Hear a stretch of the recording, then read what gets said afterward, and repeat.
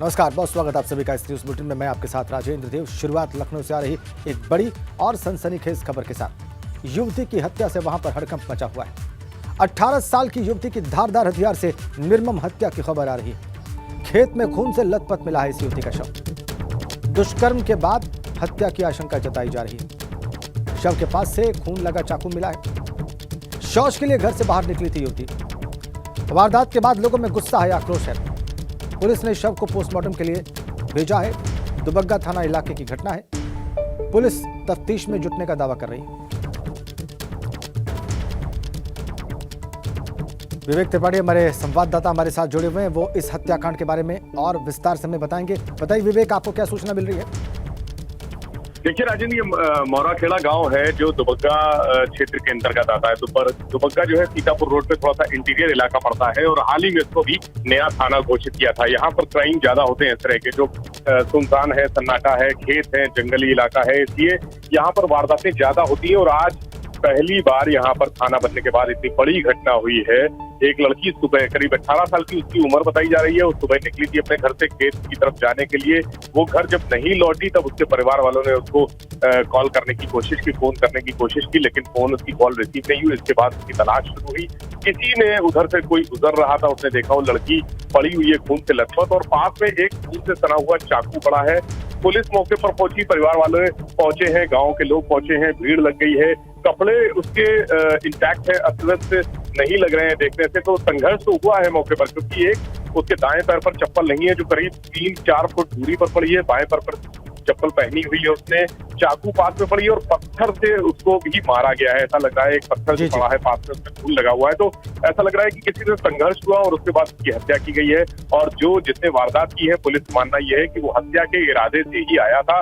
Police ये इस बात की भी आशंका जता रही है कि जोर जबरदस्ती की कोशिश की जा सकती है उसके साथ। उसके लिए जो अभी पोस्टमार्टम हाउस भेजा गया है बॉडी को, जो पैनल होगा एक डॉक्टरों का, वो उसका पोस्टमार्टम करेगा कि उसके साथ कहीं कोई जबरदस्ती तो नहीं हुई है और मर्डर हुआ है तो उसका मतलब किस तरह से उसकी मौत हुई है। क्या उसका गला घोटा गया है या चाकू से काटा गया है? हालांकि चाकू से काटने के निशान उसके गले में है, लेकिन मौत की वजह क्या है ये स्पष्ट नहीं है। अभी पोस्टमार्टम के बाद होगा। कौन हो सकता है, क्या हो सकता है, क्योंकि उसके परिवार वालों ने किसी रंजिश की बात से भी इनकार किया है, किसी ऐसी वजह से भी इनकार किया है कि कोई मर्डर करे। तो कौन सी वजह है उसके बारे में परिवार के लोगों से पूछताछ की जा रही है। अभी हालिया घटना है, स्वाभाविक सी बात है, पुलिस के लिए चुनौती है क्योंकि कोई पुरानी रंजिश की बात नहीं कह रहा है परिवार। हमारे साथ बने रहिए आप। अगला जो विषय है वो भी लखनऊ से ही निकलकर सामने आ रहा है।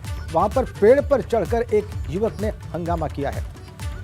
गले में फंदा डालकर ये पेड़ पर चढ़ गया युवक और गौतमपल्ली इलाके में इसको देखकर लोगों की भीड़ जमा हो गई। अपनी मांगों को लेकर युवक पर ये पेड़ पर चढ़ा है और तस्वीरें आप देखिए। पुलिस वहां पर पहुंच गई।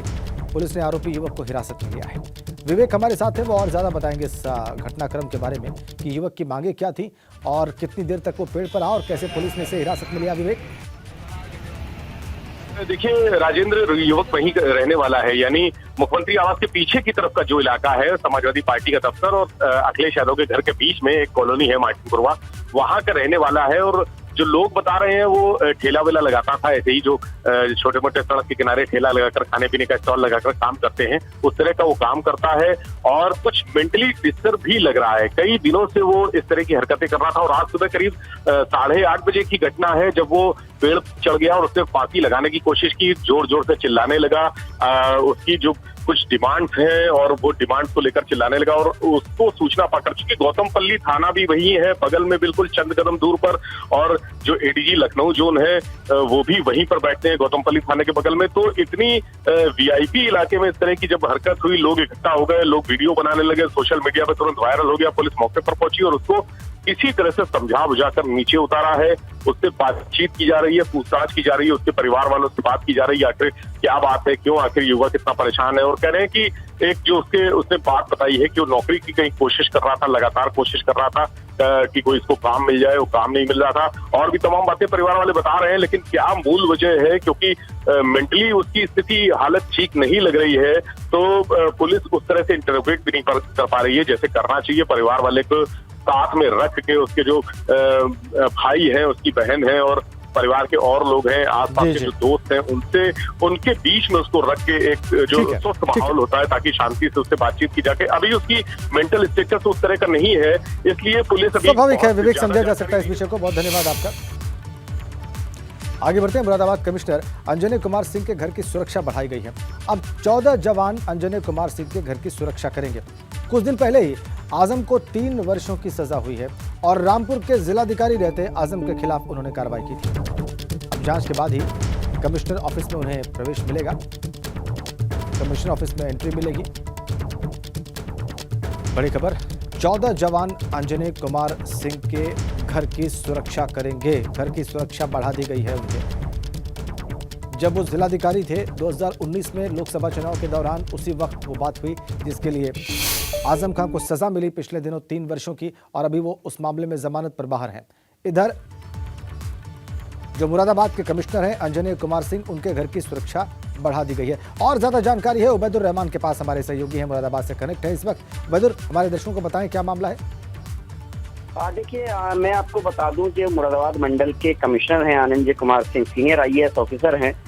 2019 में ये रामपुर में जिलाधिकारी थे और उसी वक्त जो इस मामले में आजम खान को हेट स्पीच और आचार संहिता उल्लंघन के मामले में जो सजा हुई है, तब तत्कालीन जिलाधिकारी आनंद कुमार सिंह ही थे। और उनके सजा के बाद से जो उत्तर प्रदेश पुलिस है और खासतौर से मुरादाबाद पुलिस है और जो LIU यूनिट है, उसको इस तरह के इनपुट मिले थे कि आनंद कुमार सिंह को जो है खतरा हो सकता है, क्योंकि ऐसे मौके पर जब 2 लोगों के बीच कुछ लड़ाई चल रही हो तो तीसरा आदमी भी मौका पा सकता है जो किसी का दुश्मन हो सकता है। तो सीनियर ऑफिसर हैं, सीनियर अधिकारी हैं, उनके परिवार की और उनकी सुरक्षा जो है वो पुलिस की जिम्मेदारी है। ऐसे में पुलिस ने जो जांच रिपोर्ट पाई और जिस तरह से पुलिस अधिकारियों को सूचनाएं मिली, तो उन्होंने खुद ये एक्शन लिया है कि जो कमिश्नर हैं आनंद कुमार सिंह, उनके और परिवार और घर और परिवार और जो ऑफिस है उस पर सुरक्षा जो है वो बढ़ा दी गई है। मेटल डिटेक्टर लगा दिए गए हैं। जो मंडलायुक्त का ऑफिस है वहाँ आने वालों की प्रॉपर चेकिंग होने लगी है। और उसके अलावा जो परिवार है, सरकारी बंगला है, वहाँ पर भी सुरक्षा जो है वो सख्त कर दी गई है एहतियातन, क्योंकि इस तरह का जो हाई प्रोफाइल मामला होता है तो अधिकारियों की सुरक्षा भी जो है वो बहुत जरूरी है। तो उसको देखते हुए सुरक्षा व्यवस्था जो है, हालांकि उनको पहले से सुरक्षा मिली हुई थी, वो मंडलायुक्त हैं, लेकिन अब उस सुरक्षा व्यवस्था में कुछ कर्मचारी जो है बढ़ा दिए गए हैं और जो मेटल डिटेक्टर वगैरह है वो लगा दिया गया है ताकि कोई किसी तरह की कोई अनहोनी घटना ना हो। जी। कमिश्नर ऑफिस में एंट्री से जुड़ा क्या विषय है? देखिए, जनरली क्या हो रहा था कि मंडलायुक्त लोगों से बहुत मिलते हैं। मतलब जो आनंद कुमार सिंह हैं वो जनता के बीच इतने फेमिलर है कि पूरे 5 जिलों के जो लोग हैं वो इनके पास मिलने आते हैं, चाहे रामपुर हो, संभल हो, बिजनौर हो, मुरादाबाद हो, फरियादी आते हैं। तो जब फरियादी आते हैं कि फरियादियों के भेष में कोई आपराधिक तत्व ना आ जाए, तो इसलिए मेटल डिटेक्टर लगा दिया गया है ताकि जो लोग आ रहे हैं उनकी प्रॉपर स्कैनिंग हो सके। क्योंकि सीनियर ऑफिसर हैं और वो लोग करीब से उनके मिलते हैं, उनसे अपनी बात कहते हैं, तो ऐसे में उनकी सुरक्षा भी जो है बहुत जरूरी है। बहुत धन्यवाद आपका उबैदुर रहमान। आनंद कुमार सिंह से जुड़ा मामला, उनकी सुरक्षा बढ़ाई गई है घर की। और अब बात एक ऐसे अनोखे स्कूल की जिसमें एक ही बिल्डिंग में 4 स्कूल चल रहे हैं। मामला बलिया के बैरिया का है। यहाँ पर सुघर छपरा उच्च प्राथमिक विद्यालय की बिल्डिंग में 1-2 नहीं बल्कि 4-4 स्कूल चल रहे हैं और इन स्कूलों में कुल 5 कमरे हैं, जिनमें से 4 कमरों में कक्षाएं चलती हैं और एक कमरे में एक स्कूल का संचालन हो रहा है और एक कमरे में एक साथ 3-3 कक्षाएं संचालित हो रही हैं। छात्रों की माने तो एक कमरे में कक्षा 6, 7 और 8 की पढ़ाई होती है। इससे पढ़ाई करने में उन्हें बहुत सारी परेशानियों का सामना करना पड़ता है। कुछ छात्रों को तो ये भी समझ में नहीं आता कि शिक्षक पढ़ा क्या रहे हैं। और बड़ी बात यह है कि इस सारे मामले की भनक तक नहीं है किसी को। दरअसल साल 2019 में इलाके के 3 स्कूल गंगा की धारा में विलीन हो गए।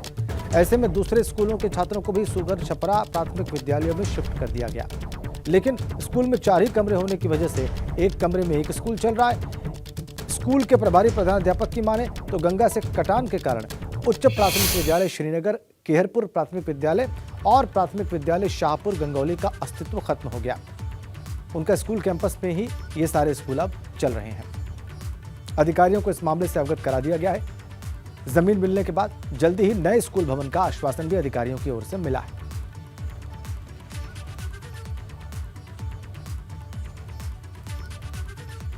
मुझे बहुत ज़्यादा दूर से आना पड़ता है, पैदल आना पड़ता है और 6, 7, 8 एक ही क्लास में बैठना पड़ता है। बहुत ज़्यादा दिक्कत होती है बैठने में। सर पढ़ाई नहीं हो पाता, कभी 6 का कभी 7 का बैठा नहीं हो, इसलिए पढ़ाई नहीं हो। जी काफ़ी दिक्कत होती है आप लोगों को। हाँ, गंगा जी के कटान के कारण 3 अन्य विद्यालय जो इधर आगे आपके गंगा जी उनके कटान से कट गए हैं, यूपीएस सुगर छपरा, श्रीनगर केहरपुर और शाहपुर गंगौली प्राथमिक विद्यालय, ये तीनों विस्थापित होकर इसी कैंपस में वर्तमान में चल रहे हैं। क्योंकि कैंपस थोड़ा छोटा है, इसलिए एक एक रूम में जो है एक एक विद्यालयों का संचालन करना पड़ रहा है। तो एक बिल्डिंग में 3 स्कूल चल रहे हैं, एक स्कूल तो एक ही कमरे में चल रहा है, एक कमरे में 3 से 4 कक्षाएं चलती हैं, और ऐसे कैसे इन छात्र छात्राओं का भविष्य सुधरेगा, ये अब बहुत बड़ा प्रश्न, यही यक्ष प्रश्न। अधिकारियों को जब अवगत कराया गया है तो उन्होंने आश्वासन दिया है कि समस्या का हल किया जाएगा। हुआ ऐसा इसलिए क्योंकि 2 विद्यालय गंगा की धारा में जो कटान हुआ, गंगा की धारा की वजह से उसमें विलीन हो गए, इसलिए अब 3 विद्यालय एक ही स्कूल में चलाए जा रहे हैं। एक विद्यालय इस बिल्डिंग में पहले था, 2 विद्यालय और शिफ्ट कर दिए गए, और इस तरीके से 3 विद्यालय एक ही स्कूल में, बल्कि 4 स्कूल। ये एक ही बिल्डिंग में 4 स्कूल चलने का मामला है, और शायद ही कभी इससे पहले आपने ऐसा विषय सुना हो या आपके संज्ञान में ऐसा विषय आया हो। स्वाभाविक सा प्रश्न है कि बच्चे जो हैं, जो स्कूल के छात्र छात्राएं हैं, चारों ही स्कूलों के, वो क्या पढ़ाई कर पा रहे होंगे, क्या पढ़ पा रहे होंगे ऐसे हालात में, इन हालात में। एक ही इमारत में जब 4 स्कूल चलें तो स्थिति क्या होगी, इसका बहुत सहज अनुमान आप लगा सकते हैं, इसकी कल्पना भी कर सकते हैं। जो एक छात्रा का बयान था, हमने आपको दिखाया, उसकी परेशानी उसने बयान की। प्रधानाध्यापक कह रहे हैं कि इससे अवगत करा दिया गया है अधिकारी को। अब जो जिम्मेदार अधिकारी हैं वो व्यवस्था कब करते हैं बाकी के स्कूलों के लिए जो कि कटान से प्रभावित होकर यहां पर शिफ्ट हुए, ये बड़ा प्रश्न है। बलिया में ये हाल है शिक्षा का, एक कमरे में 3 से 4 कक्षाएं और एक बिल्डिंग में 4 स्कूल। कैसे सुधरेगा भविष्य? सवाल कुछ हमारे देखिए आप, स्कूलों की नई इमारत में अब तक क्या क्या हुआ है। एक सवाल तो ये, क्या बच्चों की शिक्षा प्रभावित नहीं हो रही है इस व्यवस्था से? दूसरा बहुत सहज सवाल है ये तो आपके जहन में भी होगा, कब तक 3 स्कूलों को अपनी इमारत मिलेगी? ये भी बड़ा सवाल, और इस सवाल का जवाब व्यवस्था को देना होगा। जानकारी के बावजूद अफसर लापरवाही क्यों बरत रहे हैं? तत्काल व्यवस्था जो की जानी चाहिए थी वो क्यों नहीं की गई? 3 स्कूलों की नई इमारत के लिए कदम क्यों नहीं उठाए गए? ये सबसे बड़ा सवाल। इसके लिए अधिकारी जिम्मेदार, जिन्हें जानकारी है इस सारे प्रकरण की, उन्होंने क्या किया अब तक? क्यों कोई कदम नहीं उठाया उन 3 स्कूलों के लिए जो कि मजबूरी में यहाँ पर शिफ्ट किए गए? ये सबसे बड़ा प्रश्न, ये यक्ष प्रश्न, और ये सवाल नौनिहालों की शिक्षा से जुड़ा है। क्यों न इनका उत्तर अब तक सामने आया व्यवस्था की ओर से, अधिकारियों की ओर से? ये बड़ा प्रश्न। अगली बड़ी खबर ग्रेटर नोएडा से है। वहां पर स्कॉर्पियो सवार हमलावरों ने बीजेपी नेताओं पर हमला बोल दिया। घटना बीटा-2 थाना इलाके की है। बताया जा रहा है कि 2 स्कॉर्पियो पर सवार 5 से ज्यादा हमलावरों ने बीजेपी नेताओं पर लाठी डंडों से हमला बोल दिया। अपराधियों के हमले में बीजेपी नेता संचित शर्मा को गंभीर चोटें आई हैं, जबकि बीजेपी मंडल प्रभारी महेश शर्मा भी जख्मी हो गए। इस दौरान अपराधियों ने बीजेपी नेताओं पर पिस्तौल भी तान दी। बताया जा रहा है कि बीजेपी नेता साइड 4 से सेक्टर P3 की तरफ जा रहे थे और तभी स्कॉर्पियो सवार हमलावरों ने लाठी डंडों से हमला बोल दिया और मारपीट के बाद आरोपी हमलावर वहां से फरार हो गए। हमले में गंभीर रूप से घायल बीजेपी कार्यकर्ताओं को इलाज के लिए हॉस्पिटलाइज कराया गया है। अगली खबर बुलंदशहर से है। जच्चा मच्चा की मौत के बाद वहां पर हंगामा हो गया है। महिला की मौत के बाद गुस्साए परिजनों ने वहां पर हंगामा किया है। परिजनों ने अस्पताल के प्रबंधन पर लापरवाही का आरोप लगाया है। डॉक्टर्स पर बिना आधुनिक सुविधा के सर्जरी करने का आरोप लगाया गया है। बुलंदशहर के शिकारपुर के एक निजी अस्पताल का यह सारा मामला है। जच्चा बच्चा की मौत के बाद बुलंदशहर में हंगामा, महिला की मौत हुई, उसके बाद गुस्साए परिजनों ने खुद हंगामा किया। परिजनों ने अस्पताल के प्रबंधन पर लापरवाही का गंभीर आरोप लगाया है। डॉक्टर्स पर बिना आधुनिक सुविधा के ही सर्जरी कर देने का आरोप लगाया है। और ये बड़ा आरोप, क्योंकि जच्चा बच्चा की मौत हुई है, इसलिए उनका गुस्सा भी समझा जा सकता है। बिना आधुनिक सुविधाओं के ही सर्जरी की गई, ये आरोप है मृतकों के परिजनों का। हंगामा हो गया बुलंदशहर में इस घटना के बाद। शिकारपुर के एक निजी अस्पताल का ये सारा मामला। डॉक्टर्स पर बिना आधुनिक सुविधाओं के ही सर्जरी करने का आरोप है। इधर मथुरा के थाना नौझील क्षेत्र में यमुना एक्सप्रेसवे के किनारे सर्विस रोड पर पुलिस और बदमाशों के बीच मुठभेड़ हो गई। मुठभेड़ के दौरान पुलिस ने अंतर जनपदीय पशु चोर निजामुद्दीन को गिरफ्तार कर लिया है। गिरफ्तार किया गया बदमाश जनपद बुलंदशहर का रहने वाला है। मुठभेड़ के दौरान निजामुद्दीन के पैर में गोली लगी है, उसे अस्पताल में भर्ती करवाया गया है। पकड़े गए पशु तस्कर निजामुद्दीन से एक 315 बोर का तमंचा और 2 जिंदा कारतूस भी बरामद किए गए हैं।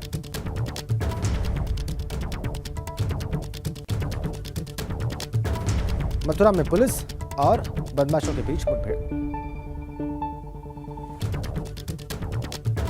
एक संदिग्ध व्यक्ति मोटरसाइकिल पर आता दिखाई दिया। जब उसको रोकने के लिए कहा तो उसके द्वारा पुलिस टीम पर फायर किया गया। पुलिस ने भी आत्मरक्षार्थ गोली चलाई जो कि उस व्यक्ति को लगी।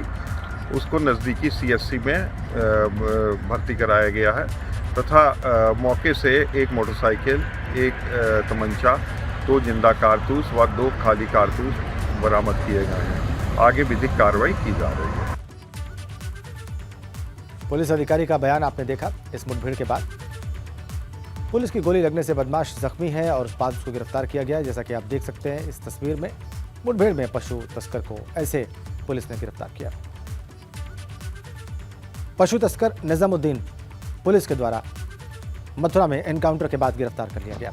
315 बोर का तमंचा और 2 जिंदा कारतूस इसके पास से बरामद हुए।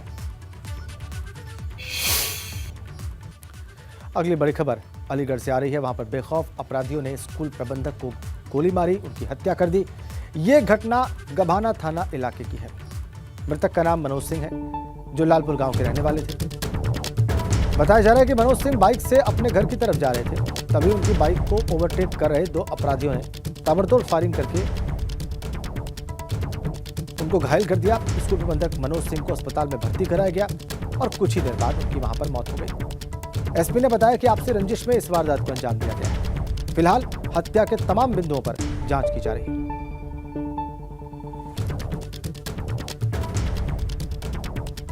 अलीगढ़ में स्कूल प्रबंधक को गोलियों से भून दिया गया। कुमार पुत्र प्रताप सिंह ये वहाँ से लौट रहे थे। इनका एक कॉलेज भी है और इनका बताया गया कि 2 व्यक्तियों ने गोली मार के घायल किया है। अस्पताल में इनको मृत घोषित किया गया है। उसमें परिजनों से वार्ता हुई है, रंजिश की बात प्रकाश में आई है और उस पर कार्य किया जा रहा है। साथ ही अन्य पहलू भी यदि कोई हो तो उसको देखा जा रहा है। घटनास्थल का मुआयना कर लिया गया है। अनावरण के लिए टीमें गठित कर दी गई हैं, शीघ्र ही अनावरण किया जाएगा।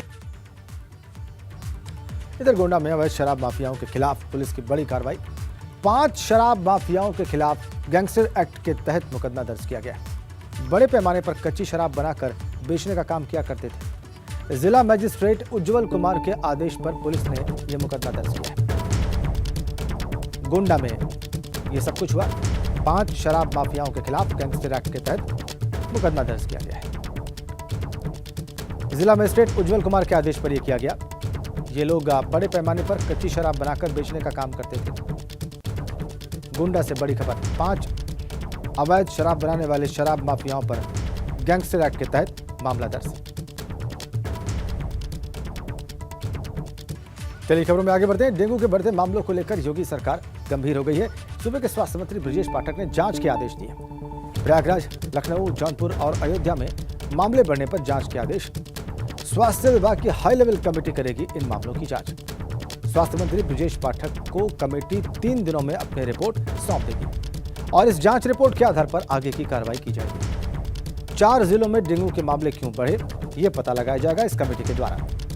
रिपोर्ट के आधार पर इन जिलों में विशेष अभियान भी चलाया जाएगा और लापरवाही बरतने वालों पर कड़ी कार्रवाई की जाएगी। इन 4 जिलों में क्यों केसेस बढ़ रहे हैं डेंगू के और तेजी से बढ़ रहे हैं, इसका पता लगाएगी वो कमेटी जिसका गठन किया है स्वास्थ्य मंत्री ब्रजेश पाठक। प्रयागराज, लखनऊ, जौनपुर और अयोध्या। मोहम्मद मोइन हमारे संवाददाता हमारे साथ हैं, जुड़ गए हैं, वो और ज़्यादा जानकारी देंगे इस कमेटी के बारे में। बताइए, इस हाई लेवल कमेटी के बारे में आपके पास क्या जानकारी है मोइन? लगातार तेजी से बढ़ते जा रहे हैं। उसके बाद यूपी की योगी सरकार गंभीर हो गई है। जो सूबे के डिप्टी सीएम है और खुद स्वास्थ्य मंत्री है ब्रजेश पाठक, अब से कुछ देर पहले प्रयागराज में उन्होंने मीडिया को जानकारी दी कि कुछ जिलों में ही डेंगू के मामले ज्यादा बढ़े हुए हैं। 4 जिलों का उन्होंने जिक्र किया, जिसमें सबसे पहला नंबर है प्रयागराज का, जहां पर वो खुद मौजूद थे, दूसरा नंबर लखनऊ का, तीसरा जौनपुर का और चौथा अयोध्या का। तो उन्होंने बताया कि स्वास्थ्य विभाग की एक हाई लेवल कमेटी बनाई गई है और ये हाई लेवल कमेटी इस बात की जांच करेगी कि आखिर इन 4 जिलों में ही डेंगू के मामले तेजी से क्यों बढ़े। हालांकि उन्होंने बहुत साफगोई के साथ इस बात को कबूल किया कि या तो जो संचारी रोग नियंत्रण कार्यक्रम चलता है वो कहीं ना कहीं फेल हुआ है या कहीं ना कहीं कोई गड़बड़ी हुई है। तो उन्होंने साफ तौर पर यह माना है कि कहीं कोई चूक हुई है, कहीं कोई कमी रह गई है, जिस वजह से इन 4 जिलों में मामले ज्यादा बढ़े हैं। और उन्होंने बहुत साफ तौर पर कहा है कि अगर इस पूरे 3 दिनों में रिपोर्ट मांगी गई है और 3 दिनों के बाद जो रिपोर्ट आएगी उसके आधार पर न सिर्फ विशेष अभियान चलाया जाएगा, इसकी रोकथाम के लिए विशेष इंतजाम किए जाएंगे, बल्कि अगर कुछ लोगों की लापरवाही सामने आती है तो उनके खिलाफ सख्त एक्शन लिया जाएगा, कड़ी कार्रवाई भी की जाएगी। उन्होंने ये भी कहा कि अब सिर्फ अस्पतालों में ही इलाज नहीं होगा, बल्कि प्रयागराज में आज से ही मोबाइल वैन की शुरुआत कर दी गई है। बाकी जिलों में भी इस तरीके से मोबाइल टीमें गठित की जाएंगी जो घर घर जाकर लोगों का इलाज करेंगी, लोगों का चेकअप करेंगी। इसके साथ साथ उन्होंने जो प्रदेश में डेंगू के मामले तेजी से बढ़ रहे हैं उसे लेकर एक और आदेश जारी किया है। उत्तर प्रदेश के सभी 75 जिलों के सीएमओ को कहा है कि वो हर रोज कम से कम 5 अस्पतालों का जाकर वहां निरीक्षण करें। सीएमओ के साथ साथ एडिशनल सीएमओ और जो डिप्टी सीएमओ है वो भी अलग अलग अस्पतालों में जाएं, वहां की व्यवस्थाओं को परखें और ये सुनिश्चित कराएं कि जो भी सरकारी डॉक्टर हैं वो वक्त पर अस्पताल में पहुंचे, वहां अस्पतालों में जो मरीज आ रहे हैं उनका समुचित इलाज हो। जो पैथोलॉजी जिन अस्पतालों में है वो पैथोलॉजी ठीक से काम करें। तो निश्चित तौर पर कहा जा सकता है कि पहले इलाहाबाद हाईकोर्ट ने इस मामले में दखल दिया, अफसरों को कड़ी फटकार लगाई, उसके बाद सरकार जो है वो हरकत में आ गई। अकेले प्रयागराज की ही बात करें तो परसों इस मामले में हाईकोर्ट में सुनवाई हुई थी और परसों ही चीफ सेक्रेटरी यहाँ पर आ गए थे, रात को डिप्टी सीएम यहाँ पर आ गए थे। अधिकारियों के साथ लगातार संपर्क किया जा रहा है, उनसे बातचीत की जा रही है, हालात की समीक्षा की जा रही है और हालात की समीक्षा के मद्देनजर ही हाई लेवल कमेटी का गठन किया गया है। 3 दिनों में कमेटी अपनी रिपोर्ट। बहुत धन्यवाद आपका मोइन। तो इसी खबर के साथ इस बुलेटिन में फिलहाल इतना ही।